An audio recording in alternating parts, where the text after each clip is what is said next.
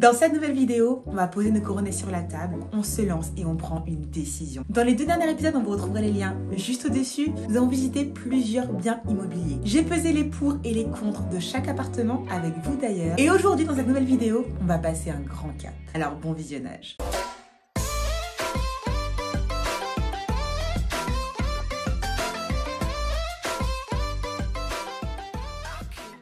Les amis, c'est l'heure de faire ma contre-visite pour l'appartement à Mantes-la-Ville, vous savez, avec les travaux à faire. Je vous avais dit que j'aurais plutôt rendez-vous lundi, mais le lundi, les agences immobilières sont fermées. Du coup, on a reporté le rendez-vous à ce jeudi 2 septembre. Et j'ai la chance d'avoir un entraîneur qui est artisan, qui pose des cuisines, des salles de bain, des toilettes, etc. Je vais te proposer de venir avec moi pour budgétiser la chose. Je pourrais vraiment savoir combien cet appartement va me coûter avec travaux. C'est toujours bien de faire ça avec quelqu'un qu'on connaît, parce que du coup, on a toujours plus confiance. Je vous le recommande de soit être recommandé par un artisan qu'un ami connaît ou de voir directement avec un artisan que vous connaissez vous-même. C'est parti, let's go. J'ai rendez-vous à 18h, il est 17h15 et ensuite je vais enchaîner avec mon entraînement de boxe à Hypercute Boxing Club avec mon coach qui s'entraînera avec moi ce soir. Donc let's go, on y va. Je viens d'arriver dans la rue, il est 17h45 et j'attends du coup Raph. J'ai hâte de voir l'appartement. C'est toujours bien de faire une contre-visite avant de faire une offre. Il y a toujours ce petit boum boum boum dans mon cœur, vous voyez.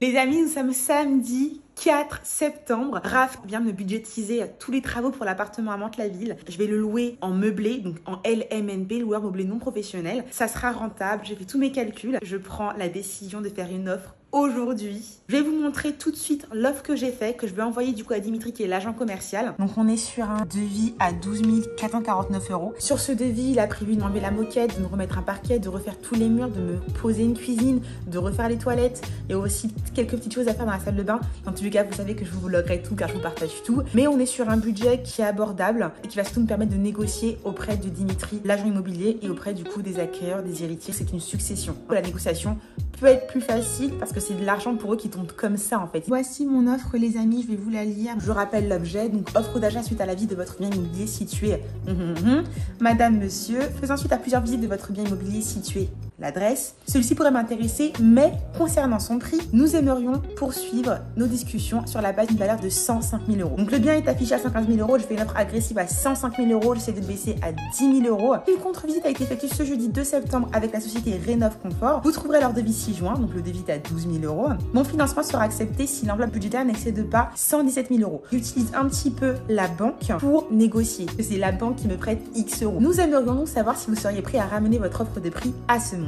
Je vous remercie de me faire part de votre position dans un délai de 8 jours, soit au plus tard avant le 13 septembre 2021. Donc j'envoie l'offre tout de suite à Dimitri. Je vais l'appeler avant pour le sonder, pour savoir si 105 000 € ça peut passer. Soit il me dira oui, soit il me dira non. Quoi qu'il arrive, je vais quand même lui dire de quand même faire l'offre. Ils ont 8 jours pour dire oui ou non, pour me faire une contre-offre. Mais quoi qu'il arrive, c'est un bon investissement. Mantes-la-Ville, Mantes-la-Jolie, ce sont des villes qui vont prendre de la valeur. Enfin, du moins, l'immobilier va prendre de la valeur parce que le RERE arrive très prochainement. C'est-à-dire qu'il y aura 10 trains par heure en direction de Paris-Saint-Lazare. Donc, j'ai hâte d'avoir le retour des héritiers, des vendeurs, de Dimitri, et je vous tiens au courant.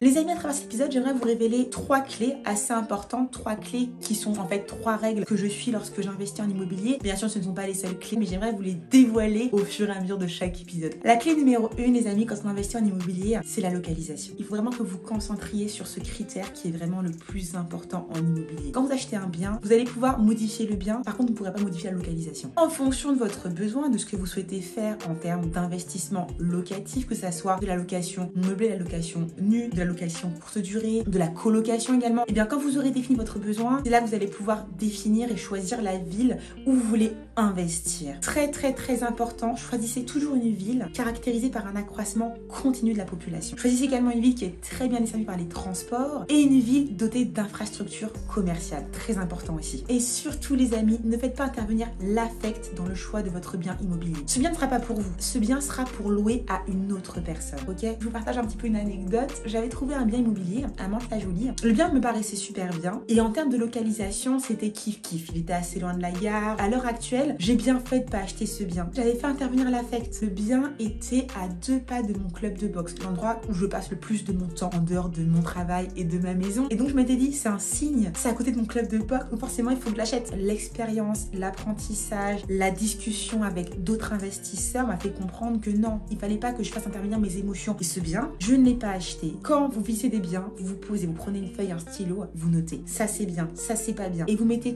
toujours la localisation en haut de vos critères. La deuxième clé que j'aimerais partager avec vous, lorsque vous allez choisir un bien immobilier, testez la demande locative. Je vous en parlerai davantage avec plus de détails dans les prochains épisodes. Pour chaque bien immobilier sur lesquels je me positionne, avant chaque décision, je teste la demande locative en créant une fausse annonce sur Le Bon Coin. Et si j'ai suffisamment de retours, je sais que c'est un bien où j'aurai de la demande. C'est une méthode qui fonctionne et qui surtout pourra vous rassurer avant même d'avoir signé votre compromis. Premier achat, c'est vraiment l'achat où on a du mal à se lancer. J'aime le dire, l'immobilier, l'investissement, c'est 80% de mindset et 20% d'actes, d'agissement, d'action. Il faut, dans son esprit, se dire que je peux le faire. J'ai les connaissances pour, je peux le faire. Et après, les 20% qui restent, c'est que de l'action, c'est de la méthodologie. Toutes ces petites astuces, ces petites clés, je vous en parle bien sûr avec plus de détails et de profondeur dans le programme de formation que j'ai conçu pour vous. Et enfin, la troisième et dernière clé que j'aimerais partager avec vous. Quand vous achetez un bien immobilier, achetez toujours en dessous du marché. Et pour pouvoir acheter en dessous du marché, il faut analyser le marché. Donc, checkez les annonces sur Le Bon Coin, checkez les annonces sur les différents sites immobiliers. Pourquoi, les amis? En procédant avec cette stratégie, demain, dans 2 ans, dans 3 ans, vous voulez revenir en arrière, revendre le bien, parce que voilà, l'investissement locatif, ça ne vous intéresse pas, ou bien vous avez besoin d'argent tout de suite, vous allez pouvoir revendre le bien et vous ne perdrez pas d'argent. Je m'arrête là pour toutes les clés que j'avais à vous donner. Bien sûr, il y en aura d'autres dans les prochains épisodes. Le petit cadeau que j'ai pour vous dans cet épisode numéro 3, les amis, se trouve en description de cette vidéo. Comme d'habitude, vous allez découvrir et vous allez apprendre comment chiffrer approximativement les travaux de votre première visite de bien immobilier. Cela vous permettra de savoir rapidement quel budget vous allez devoir intégrer à votre projet d'investissement locatif. J'insiste sur le mot approximativement car rien ne sera aussi précis et mieux que le chiffrage d'un professionnel. C'est toujours bien d'avoir quelques petites notions au niveau des travaux pour éviter de se faire avoir et pour avoir toutes les bonnes informations pour prendre de bonnes décisions et tout de suite de voir si cet appartement-là, ok, c'est intéressant et celui-là, non, je next de suite. Comme d'habitude, si le contenu de cette vidéo vous plaît, petit like, abonnez-vous si ce n'est pas déjà fait et activez la cloche pour ne rater aucune des vidéos qui arrivent très vite. Les amis, mise à jour, je me suis assise sur mon fauteuil pour vous annoncer la nouvelle. 5 jours plus tard, Dimitri, l'agent commercial, m'appelle pour me dire j'ai une contre-offre à 110 000 €. En gros, ils ont un petit peu coupé la part en deux. J'ai réfléchi et je vais accepter l'offre à 110 000 €. Je rappelle Dimitri pour lui dire que c'est ok pour moi. La prochaine étape sera de signer le compromis de vente.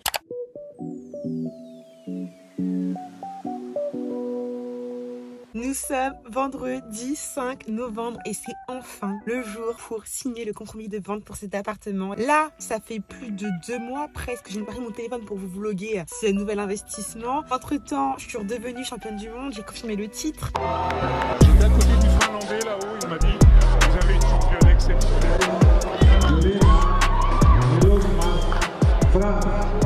Demain, j'ai mon premier combat en boxe anglaise. Ça va me faire tout drôle quand je vais devoir monter ce vlog et je vais me dire waouh, trop contente.